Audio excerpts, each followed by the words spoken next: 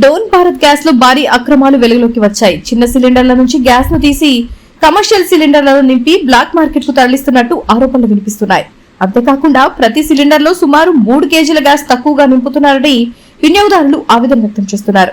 గతంలో డోన్ ఎమ్మెల్యే కోట్ల జయసూర్య ప్రకాష్ రెడ్డి స్వయంగా వెళ్లి అక్రమంగా నిల్వ చేసిన గ్యాస్ గోదాంను పట్టుకున్నా ఇప్పటికీ అధికారుల నుంచి ఎలాంటి కఠిన చర్యలు తీసుకోకపోవడం ప్రశ్నార్థకంగా మారింది.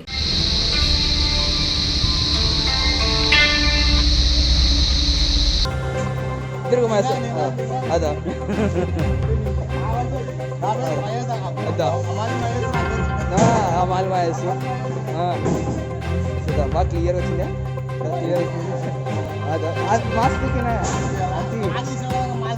मास्क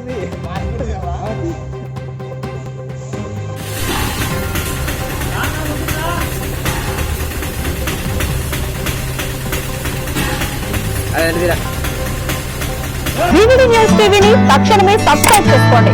నోటిఫికేషన్ కోసం మరిన్ని అప్డేట్స్ కోసం ప్రతి ఒక్క కుటుంబానికి ఉచిత ప్రకటనలు వచ్చే విధంగా మీకోసం మీ ముందుకు వివిడి న్యూస్ టీవీని ఏపీ ఫైబర్ నందు 99వ ఛానల్ మరియు యూట్యూబ్ నందు వీక్షించెదరు.